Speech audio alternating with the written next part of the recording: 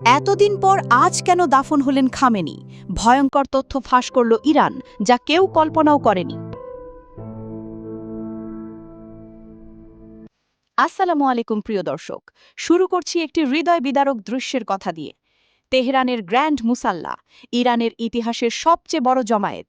১.৫ কোটি থেকে ২ কোটি মানুষ, চোখে জল, বুকে ক্ষোভ, হাতে পতাকা, কণ্ঠে প্রতিশোধের শপথ। এত মানুষ একটাই কারণে এসেছেন, তাদের প্রিয় নেতাকে শেষ বিদায় দিতে, আয়াতুল্লাহ আলী খামেনিকে। কিন্তু এই কোটি কোটি মানুষের ভিড়ে নেই একজন মানুষ, যার থাকার কথা সবচেয়ে বেশি, যিনি না থাকলে পুরো অনুষ্ঠানটাই অসম্পূর্ণ। সেই মানুষটি হলেন মোজতবা খামেনি।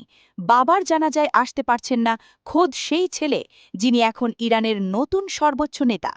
আর সবচেয়ে বড় প্রশ্ন, খামেনি শহীদ হয়েছেন ২৮ ফেব্রুয়ারি, আজ ৩ জুলাই, পুরো ৪ মাসেরও বেশি সময় পর তার জানাজা। কেন এত দেরি? এই প্রশ্নের উত্তরেই লুকিয়ে আছে ইরানের ভেতরের এক ভয়াবহ সত্য। এখন সেই প্রশ্নের উত্তর দিই যেটা সবার মনে আছে। কেন ৪ মাসেরও বেশি সময় পর জানাজা? প্রথম কারণ, যুদ্ধ পরিস্থিতি। ২৮শে ফেব্রুয়ারি থেকে শুরু হওয়া যুদ্ধ দীর্ঘায়িত হয়ে যায়। যুদ্ধের মাঝে লক্ষ লক্ষ মানুষ একত্র করা মানে বিশাল নিরাপত্তা ঝুঁকি। ইসরায়েল বা আমেরিকা আবার হামলা করতে পারে। দ্বিতীয় কারণ, মুহররম মাসের সম্মান। ইরান প্রথমে মুহররমের ১০ দিনের মধ্যে জানাজার পরিকল্পনা করেছিল, কিন্তু পবিত্র আশুরার ধর্মীয় রীতি পালনে ইরানিদের সুযোগ দিতে জানাজা পিছিয়ে দেওয়া হয়। তৃতীয় কারণ, বিশাল আয়োজনের প্রস্তুতি। ২ কোটি মানুষের নিরাপত্তা নিশ্চিত করা, ইরাক ও মাসাদে যাত্রার ব্যবস্থা করা, এই সব প্রস্তুতিতে সময় লেগেছে। চতুর্থ কারণ, সবচেয়ে গুরুত্বপূর্ণ, ইরানের কর্তৃপক্ষ চেয়েছিল যুদ্ধ শেষ হওয়ার পর এই জানাজা হোক, যেন পুরো জাতি শান্তিতে একত্রিত হতে পারে, যেন প্রতিশোধের শপথ নিয়ে বিদায় দেওয়া যায়। এই ৪ মাস ছিল শোকের নয়, প্রস্তুতির, একটি ঐতিহাসিক বিদায়ের। এই ঘটনাটি সবচেয়ে হৃদয় বিদারক। মুজতাবা খামেনি, খামেনির ছেলে, এখন ইরানের নতুন সর্বোচ্চ নেতা। বাবার মৃত্যুর পরই ইরানের জাতীয় নিরাপত্তা কাউন্সিল তাকে নতুন সুপ্রিম লিডার হিসেবে দায়িত্ব দেয়। কিন্তু বাবার জানাজায় তিনি আসছেন না, আসতে পারছেন না। ভারতে নিযুক্ত ইরানের বর্তমান নেতার প্রতিনিধি নিশ্চিত করেছেন, নিরাপত্তাজনিত কারণে মুজতাবা খামেনি এই জানাজায় অংশ নিতে পারবেন না। কারণটা স্পষ্ট, ২ কোটি মানুষের জমায়েতে যদি ইসরায়েল বা আমেরিকা হামলা চালায়, তাহলে ইরানের নতুন সর্বোচ্চ নেতার প্রাণ বিপদে পড়বে। তখন ইরানের নেতৃত্ব শূন্য হয়ে যাবে। তাই রাষ্ট্রের নিরাপত্তার কথা ভেবে মুজতাবা আসছেন না, বাবার মুখ শেষবার দেখার সুযোগ ছেড়ে দিচ্ছেন। একটি পুত্রের এই ত্যাগ কতটা বেদনার, সেটা ভাষায় বলা যায় না। ইরানের কর্তৃপক্ষ এই আয়োজনকে বলছে শতাব্দীর সেরা বিদায় আয়োজন। আজ ৩ জুলাই থেকে শুরু হয়েছে ৬ থেকে ৭ দিনের এই বিশাল আয়োজন। তেহরানের গ্র্যান্ড মুসাল্লায় ২ দিনব্যাপী সাধারণ জনগণের শেষ বিদায়ের ব্যবস্থা। ৬ জুলাই তেহরানে বিশাল শোকযাত্রা। ৭ জুলাই পবিত্র শহর কোমে জানাজা। ৮ জুলাই ইরাকের নাজাফে, যেখানে হজরত আলী রাদিয়াল্লাহু আনহুর মাজার। তারপর কারবালায় ইমাম হুসাইন রাদিয়াল্লাহু আনহুর মাজারে বিশেষ আনুষ্ঠানিকতা। ৯ জুলাই মাশহাদে খামেনির জন্মশহরে চিরকালের জন্য শায়িত হবেন, ইমাম রেজা আলার মাজারে।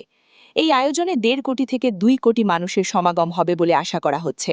ইরানের ইতিহাসে এত বড় কোনো জমায়েত আগে হয়নি। নিরাপত্তায় ইরানের সেনাবাহিনী জল, স্থল ও আকাশপথে হাই অ্যালার্ট জারি করেছে।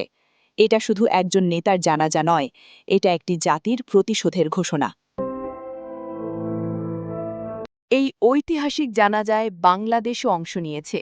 বাংলাদেশের জাতীয় সংসদের স্পিকার হাফিজ উদ্দিন আহমদ তেহরানে পৌঁছেছেন। তিনি বাংলাদেশ সরকারের প্রতিনিধি হিসাবে এই জানাজায় অংশ নিচ্ছেন। এছাড়া বাংলাদেশের বিভিন্ন ইসলামী সংগঠন ও আলেম সমাজের প্রতিনিধিরাও এই জানাজায় যোগ দিয়েছেন। বাংলাদেশের ইসলামী দলগুলো খামেনির শাহাদাতে গভীর শোক প্রকাশ করেছে। দেশের বিভিন্ন মসজিদে গায়েবানা জানাজা পড়া হয়েছে। বিশ্বের ৩০-এরও বেশি দেশের রাষ্ট্রপ্রধান, প্রধানমন্ত্রী ও মন্ত্রীরা তেহরানে পৌঁছেছেন।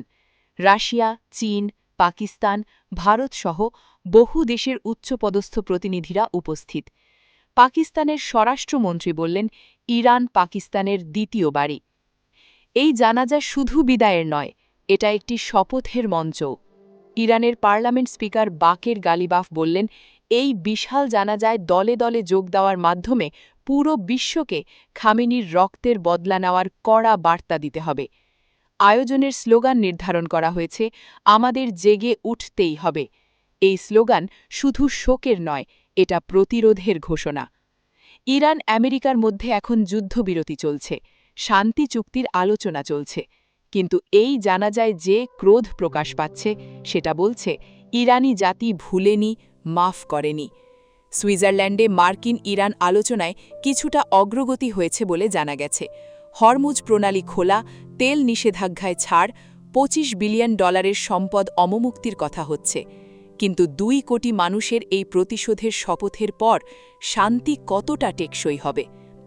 আয়াতুল্লাহ আলী খামেনি 1989 সালে ইমাম খোমেনির মৃত্যুর পর ইরানের সর্বোচ্চ নেতা হন।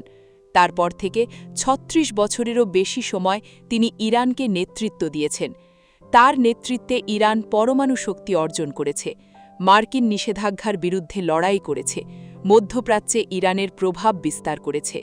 তিনি আমেরিকাকে বলতেন শয়তান, ইসরায়েলকে বলতেন দখলদার, ফিলিস্তিনের পক্ষে সবসময় সরব ছিলেন। তার মৃত্যুতে কেঁদেছে ইরান, কেঁদেছে হিজবুল্লাহ, কেঁদেছে হামাস, কেঁদেছে ইয়েমেনের হুথিরা। গোটা প্রতিরোধ অক্ষ শোকে ডুবেছে। ৮৬ বছর বয়সে শহীদ হয়েছেন, কিন্তু তার আদর্শ মরেনি। প্রিয় দর্শক, আজ থেকে শুরু হলো ইতিহাসের এক অভূতপূর্ব জানাজার আয়োজন। 4 মাসেরও বেশি সময় অপেক্ষার পর আজ শুরু হলো সেই বিদায়। 1.5 থেকে 2 কোটি মানুষ এসেছেন একজন নেতাকে শেষবার দেখতে। সেই জামায়াতে নেই শুধু একজন, সেই নেতার নিজের ছেলে। মুজতাবা খামেনি বাবার জানাজায় আসতে পারছেন না, কারণ রাষ্ট্রের নিরাপত্তা। এই ত্যাগ হয়তো ইতিহাস মনে রাখবে। তেহরান থেকে নাজাফ, কারবালা হয়ে মাশহাদে এই দীর্ঘ যাত্রায় খামেনির মরদেহ শেষবারের মতো ইরান ও ইরাকের পবিত্র ভূমি স্পর্শ করবে। 9 জুলাই ইমাম রেজার মাজারে চিরনিদ্রায় শায়িত হবেন। ইন্না লিল্লাহি ওয়া ইন্না ইলাইহি রাজিউন। আল্লাহ তাকে জান্নাতুল ফেরদাউস দান করুন। এই জানাজার পর মধ্যপ্রাচ্যের রাজনীতি কোথায় যাবে, যুদ্ধ থামবে না আবার জ্বলবে, সেটাই এখন সারা বিশ্বের নজরে। ভিডিওটি ভালো লাগলে লাইক করুন, শেয়ার করুন এবং সাবস্ক্রাইব করুন। বেল আইকন চাপুন, কোনো খবর মিস করবেন না।